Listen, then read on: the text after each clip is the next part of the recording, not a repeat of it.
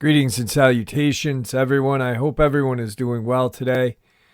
Today we are going to have a huge, major update out of Meeker, Colorado. One that is just really mind-blowing and proves that the government is in on everything. Also, a update on a couple other really cool things and a encounter told a little differently than normal. Before we get into it, though, a couple links. As you know, I rely on Patreon, PayPal, and my merch to help the channel to continue to grow and go. The links to Patreon and PayPal are in the description below. My merch is displayed directly under the video. Also, Dogman Frightening Encounters, Volume 1 through 3, the audiobook versions. They were written and researched by Tom Lyons, narrated and produced by me, Jeff Nadolny.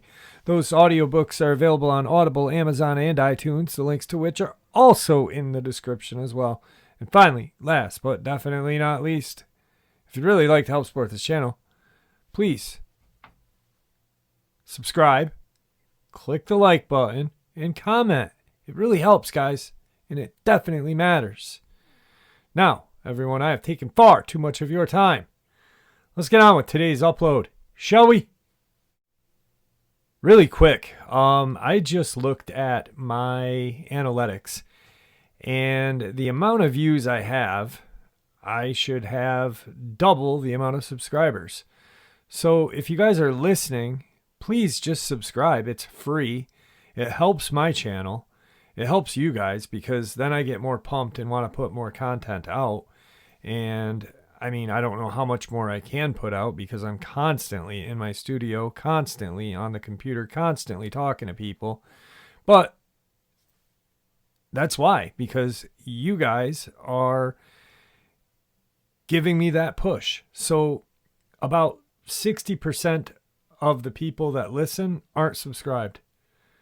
Please, it's free, and it really does help me out. All right, guys, let's get into it.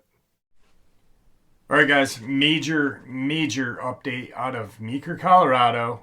And as you know, I have been researching and looking into Meeker for about a month now, and I've got a stack of information. I've got an associate that I talk with. We call him Carl. Carl has sent me a shipment. The shipment has touched down in New York State. I will be going to receive it today. I record this the night prior, so I'm going to be picking it up the day that you hear this. So no one knows where it is except myself and two other people who I trust, one being Carl and one being an associate that I trust very much. So when that is in my hands, I don't know what was sent and how much, but I know if it's what Carl said he sent, I will be probably separating it into 3 or 4 kind of equal portions and putting it in different places to keep it safe and its integrity. I've got a couple things lined up. I've got a analysis lined up with a few people that I know and trust. I'm not really worried about interceptions because if it happens, it happens. There's really not much I can do about it, but I don't think it's going to happen. As of this point, though, I was looking at Meeker, Colorado airport. I can't get an up-to-date Google Earth image of Meeker, Colorado, but when Carl contacted me and told me that the helicopters had left the airport, and it's not a very big airport. It's kind of out right in the open. Public can see what's there, which is strange. Ironically enough, 2 landed today and are there still. But the day that they took off, a Proposition 114 was passed. Colorado to release 50 wolves on the western slope. Colorado wildlife officials plan to capture between 30 and 50 gray wolves from other states in the northern Rocky Mountain region over the next 3 to 5 years and release them into the state's western slope, according to the draft published on Friday. Ironically enough, they did say, the news article said something like, here it is right here, the North Park pack has killed at least 3 cows and 2 dogs, and the wolves remain a prime suspect in the deaths of 40 cattle near Meeker. No evidence of the wolves have been found near Meeker, though wildlife officials continue to investigate. That's right there a contradiction. And this is out of the Denver Post as of the 9th. So I really don't understand what is going on with the reporting, because things like that simple contradiction tells anyone that has any kind of common sense they're lying. They're lying. And I think what they're doing right now is, by capturing and releasing the wolves, I think Colorado knows they have a problem. They have a big problem. They have a Dogman issue. They've always had a Dogman issue, actually. Colorado has been a hot spot. And I don't know why. I know there's a couple of military bases out there. But I think that they're going to do this so they can take the heat off of everything in Colorado. Meeker's still kind of whacked out and not knowing what's going on. One thing I will say about the 2 helicopters, Carl said, I don't know if they're the same ones. He said they were small and they were a dark color. That's why I have the airport pulled up on Google Earth trying to see if I can locate anything, because it makes no sense that they left and then came back. I don't think they would have done that. That kind of brings too much attention to everyone. It's very strange. But as you know, those of you who have seen the pictures know that this is not a random wolf attack.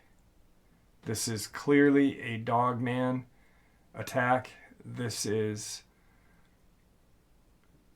an apex predator that doesn't care. They're avoiding the wildlife officials. They're avoiding cameras. They are at their peak game right now. This is prime hunting season. I've said it for 3 years in a row since I've been doing this. And I put a lot of work into looking at these cases. I know there's some bozo that commented that said I don't scientifically look at these cases, but I really do, and that's why other channels copy me, because I do. And there's kind of no ifs, ands, or buts about it. I'll make the calls. I'll go and figure things out. I'll harass people. I don't care. I want the answers. I'm going to take a ride today and I will bring along my camera and make a video document of the trip and the kind of my first look at the proof, I guess we'll call it, because I don't know exactly what he sent. I know what he sent, but I don't know what it looks like. I don't know. I've been having a bunch of random ideas going through my head, and I don't want to say too much more until I'm there. But with that, I want to talk about, excuse me, I want to go into a very violent and tragic encounter out of Colorado. So let's get into that right now. This is just a quick update. A lot of strange stuff is going on. They're covering their tracks. They don't talk about 2 weeks ago, talk about wiping these wolves out or removing them, and then now they're going to reintroduce them. It makes no sense to me. And when they did it in the Adirondacks, when they captured and released gray wolves in the Adirondacks, the estimated time limit was about the same, 3 to 5 years, and they had it done within a year and a half. So chances are they'll do the same. It's kind of funny that they can capture 50 or 30 to 50 wolves, but they can't stop what's going on. Well, they can, but they just don't want to, I think. And I will say one thing. I found out the other day, and anybody who watches this channel, I know there's a gentleman who reached out to me who is retired Air Force, I believe. And anyone who wants to say the CIA is responsible for this, no. The CIA is not the ones that are controlling the Dogman super soldiers. It doesn't make sense, right? And those of you who don't know will say, yes, Jeff, it does make sense. CIA is covert intelligence, not in America. DIA is who is controlling these. The Defense Intelligence Organization or Association, whatever. And that's who is handling the Dogman super soldier program.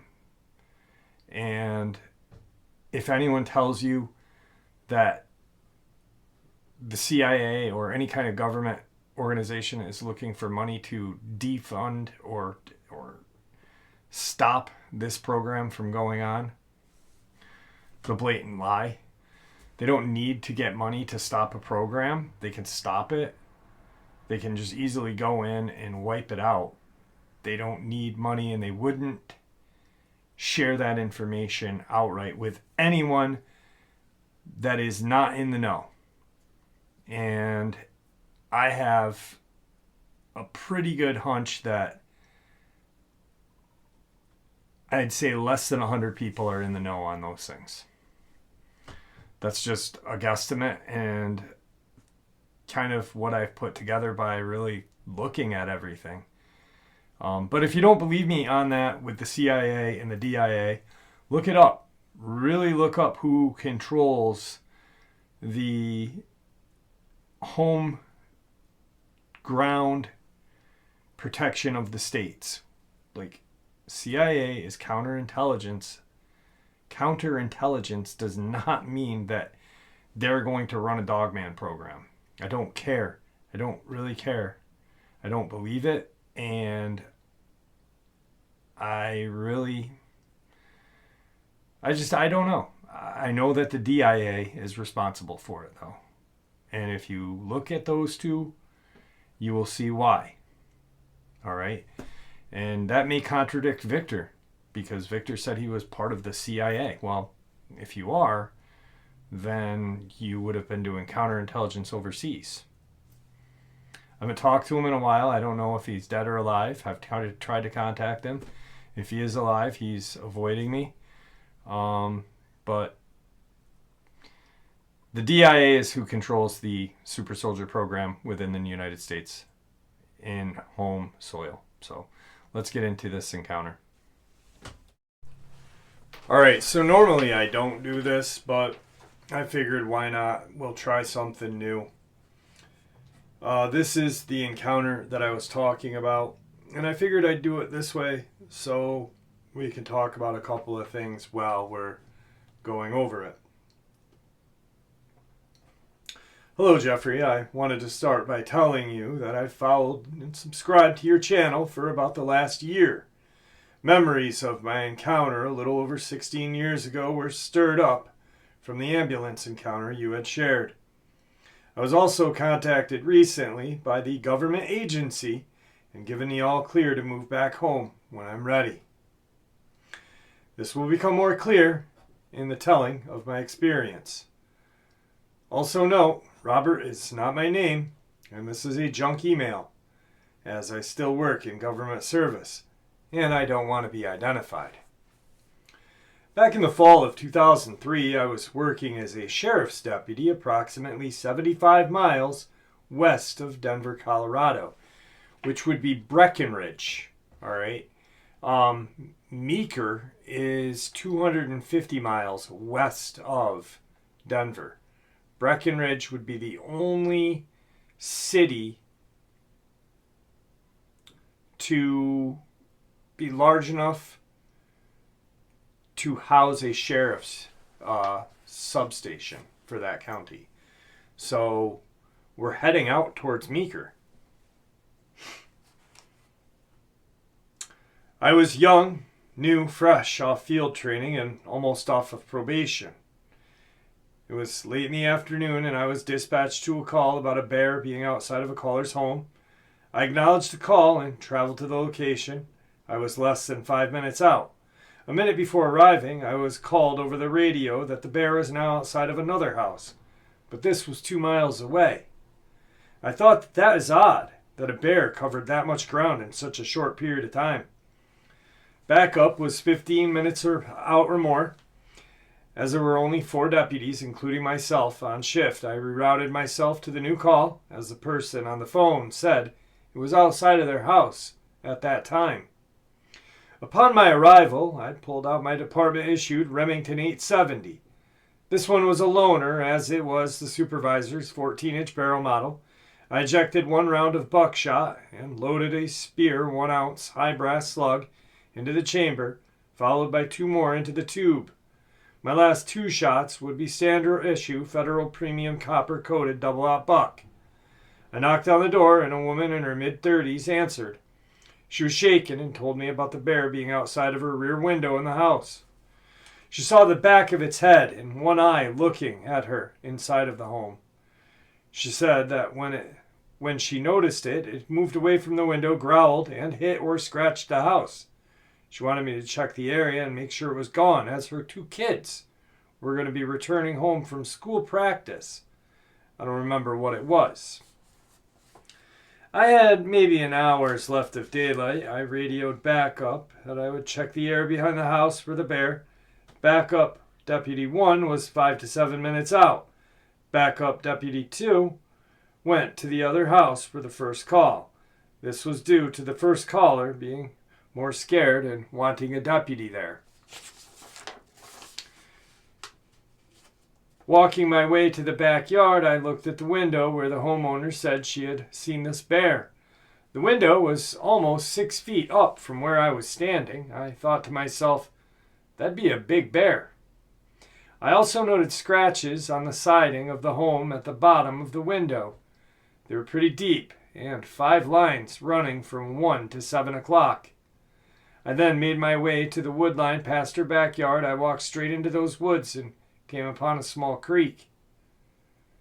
The banks of the creek were several feet wide, and the water running through it was approximately 10 feet and about 6 to 8 inches deep.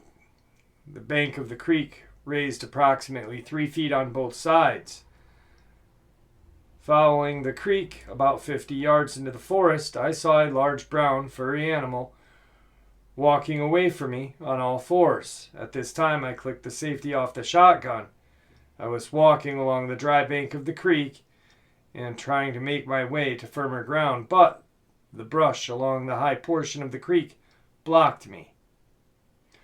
I then moved my way towards the large tree among the bank as just past it was an opening to higher ground. When I got to the tree, I switched the shotgun in my left hand and used my right to grab the tree. The creature heard me, turned towards me, and stood up. I then thought to myself, this is no bear. Just then, a huge face of a wolf appeared literally a foot away from me from the brush by the tree. I'm screwed. This is like the scene out of Jurassic Park where the raptor surprises a hunter from the side and kills him. I did the only thing I could think of, let go of the tree to fall to the bank below, just to create some space between me and it. The creature was too fast, grabbed my right arm and held me in place. Its massive hand covered 3/4 of my forearm, and I felt searing hot pain of one of its claws penetrating my department jacket, digging into the inside of my forearm. The creature looked into my eyes, grinned, growled, or laughed, as it was the oddest growl I had ever really heard. I used all my strength, and my left hand wrenched the shotgun around and pointed at the creature and pulled the trigger. I don't think the creature even saw the shotgun until it was too late. I nailed him right in the upper stomach. I was released and fell to the creek bed. I had an unusually soft landing, or just didn't feel anything at the time. I switched the shotgun to my right hand, racked it, and fired at the only thing I could see, its head. I saw the jawbone fly, and then it was quiet. I immediately remembered the other creature on the creek, turned, and saw 3 more standing 35 feet away. I racked the last slug into the chamber and fired at them. My round glanced the center creature's ribcage. It let out a yelp, and I fired the last 2 buck. I know the spread hit all of them. They all darted up the opposite side of the creek from me and out of sight. I unholstered my Glock 21 and fired another 6 rounds at one of the creatures when it returned to the creek bank. It then ran back into the woods.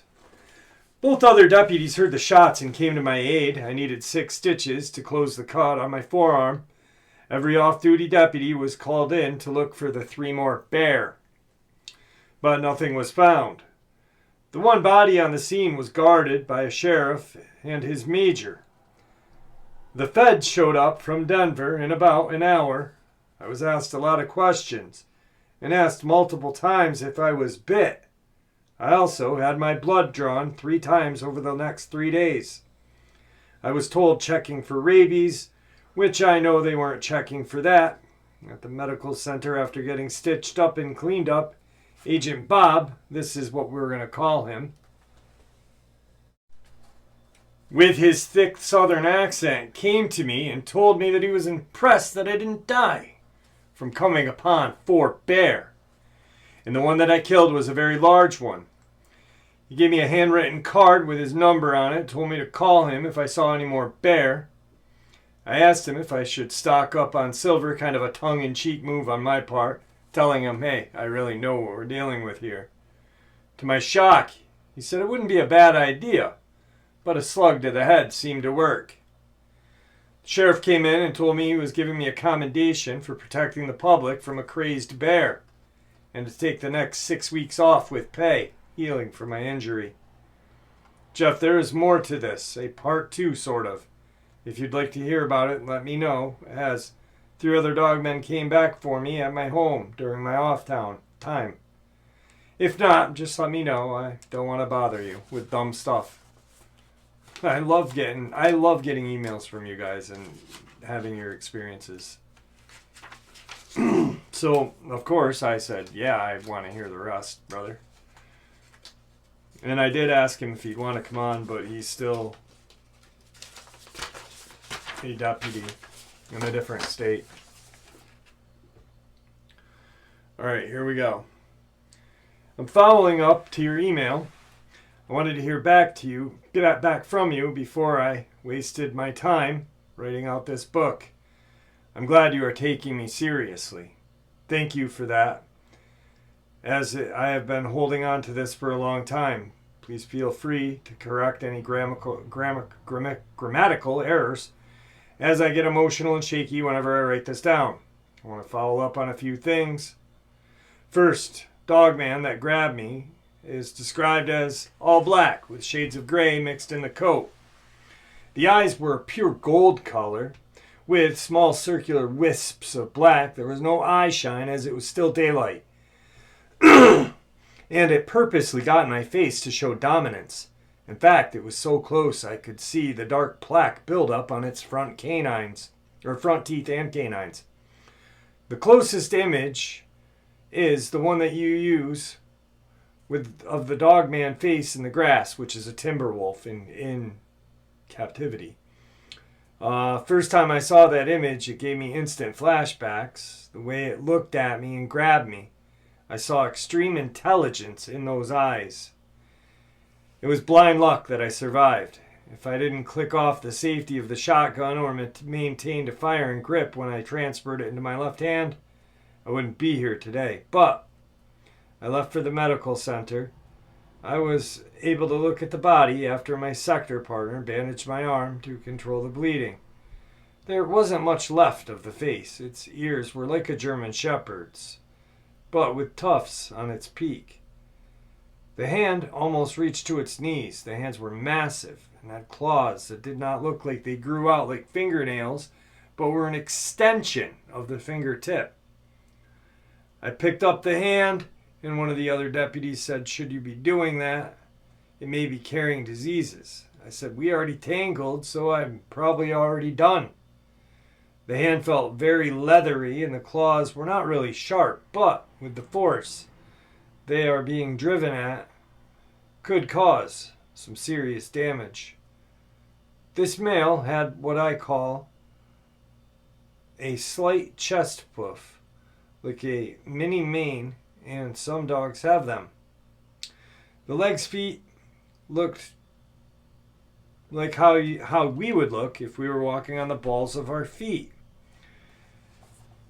Being more of a joint, unlike a dog, this one had 5 toes, not 4, but it still looked like a large pawed foot. There was no tail that I could see, but its body was lying on its back. I stretched out its left leg and estimated its height to be at least 8.5 feet tall. I'm not very good with weight, but the feds needed 2 Kubotas to drag it out of the woods and wait for a 3500 series pickup truck. The second Dogman person was smaller in build than the first, but it was later found out to be a female. I believe this one was trying to distract me while the male sprung his trap. She was dark brown in color. The other 2 appeared to be male, but both similar looking to the one that I'd killed. Now that the description is out of the way, I will move on to the rest of the experience and where I have been relocated by the feds. I was dropped off that evening at my home. It's a nice 1,050 square foot brick 2-bedroom, 2-bath on 3/4 of an acre. Perfect for a single guy like me.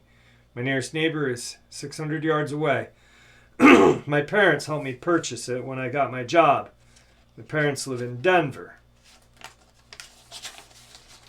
I was greeted by my female German Shepherd, Lucy. She was happy to see me, but kept smelling me, and she just kept tucking her tail. After getting cleaned up and changing, she was all hugs and kisses. Next morning, I checked in with the sheriff's office, and when I pulled into the parking lot, I noticed at least 6 federal vehicles. A federal armored vehicle like today's Bearcat. I went in and met with the sheriff. The sheriff handed me my commendation, told me to read the letter carefully as the feds were all over the place. He also told me that our fed friends were staying in town for the next few days to help the department try and locate any more bear. I went out to my car, took the letter out. Inside was a note that said to meet the clerk at the courthouse, name redacted. I traveled over there to meet her. She handed me another envelope and she told me to read it here. I opened the letter. She read a handwritten letter from the sheriff. It read as follows. Son, I cannot help you in your time of need as my hands are tied and I am being watched and so are you. The agents are using you as bait or being followed by them, but I don't think they are here to protect you. Protect yourself however you can. Don't leave and go home to your parents, as others may come back for you. When we get through this, we can have our talk on what I know. You have 1 down, 6 more to go. After I was done reading, she shredded it and flushed the shreds down the toilet. The next week, I went to all my doctor appointments, which were held in a mobile command bus. I'm just going to scan through. Agent Bob stopped and asked me if everything was okay at my home. I told him everything was fine. He said, great. And on his way out, he looked back at me and said, trust your dog. Remember, this guy, Agent Bob, had never been to his house, so how the hell does he know that he has a dog? Surveillance, right? All right. I always carry my Glock 21 with an additional 3 mags. And at home, I have a loaded Remington 1187P shotgun, similar to the one that I carry at work, but this one is semi-automatic and held 7-in-1. I loaded it full of slugs and set out my bedroom door. Thank you, Pops, for the police academy graduation present. Meaning he got the shotgun for his graduation present. Wow, it's sweltering hot in my studio tonight. On the night 11, I woke up at 2 a.m. to my dog whimpering and growling. I could hear what sounded like multiple footsteps outside of my home. I had my blinds closed in my bedroom and did not want to open them. I went over and picked up my shotgun, rechecked, clicked off the safety, opened my bedroom door. My dog ran out to the living room, dining room area. She was immediately locked on the back window. She tucked her tail and was frozen. But it was like she couldn't decide on whether to bark or run. I had the desk set up by the dining room area, as this is where my computer was. It was a small desk with a lamp on it next to the computer. While still in the hallway, which was dark, and around the corner, I used the mirror on the opposite wall to look out the window. I saw the head of the female Dogman looking into the window with a side-eyed stare, like how a really upset dog will look when warning you that they're going to bite. This time, I could see the golden reflection of its eyes. I whispered the command of speak to my dog. She went apeshit and barking. I then heard both of my bedroom windows smash out, and I popped from around the hallway, lined up with rifle sights and my shotgun, pulled the trigger. The window was blown outwards. I then swung the shotgun towards the bedroom, but could not find anything to shoot at. Then I heard a diesel engine race up and stop. Then I started to hear suppressed gunfire all around my home. After a few minutes, Agent Bob knocked at my door and told me that all was clear. I saw 6. This is important because of what Carl had said. I saw 6 men dressed in full SWAT gear with suppressed AR-10s. Agent Bob had me walk with him to the backyard, and on the ground was a female. Agent Bob said, "You bagged us a girl. Thank you. I've been needing one of those. They're hard to find." There were 2 more bodies in the woods just behind the house.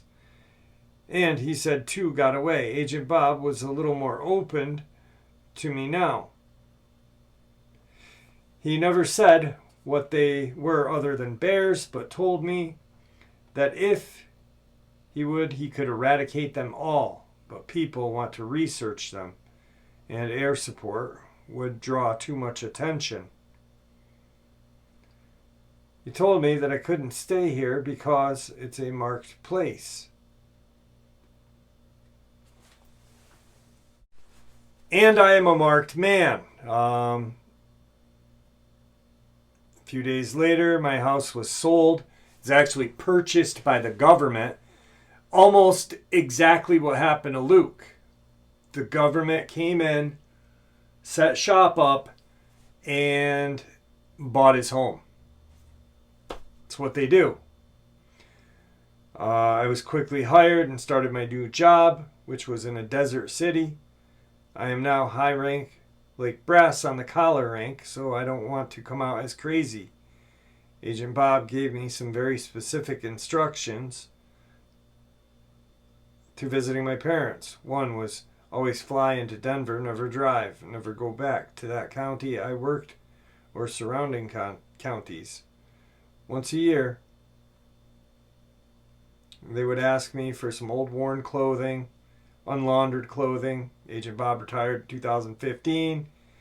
He told me in one of his yearly checks, I don't know what happened in July of 19, but I was contacted and told that any bears that may remember me have been taken care of and the requested travel restrictions have been lifted. I'm no longer contacted by them. That's it, Jeff. You know everything I know. Cover up? Yes. For the common good? I believe so. Can they be killed? Yes. But only if you have luck and speed on your side and awesome dog, R.I.P. Loyal Lucy. Lucy died of old age, by the way. Finally, I feel that since everything is over now, I can share my experiences and the feds are not going to care as I'll sound crazy. The others in the group feel the same way. None of us ever signed a non-disclosure, and I think the feds knew it. I signed a non-disclosure. I think the feds know that we come out with our stories, yada yada. If I do, I'll lose my job and we'll be looked at as kooks. Then I said, hey, would you like to come on? I'm sorry. I haven't gotten back to you. Current events, I'm working nights. I'm a lieutenant now. And on the promotion list to be captain. I plan on retiring in 4 years when I hit my 20th. I wish I could go on your show, but my voice is pretty recognizable. And I've been on TV a few times. Also, I was contacted by my last handler and told me not to share much more than I already had, as some of what I said can currently affect our operations. I can talk with you about my incident, but cannot divulge any related to what they were currently doing or had done. They are listening to your channel.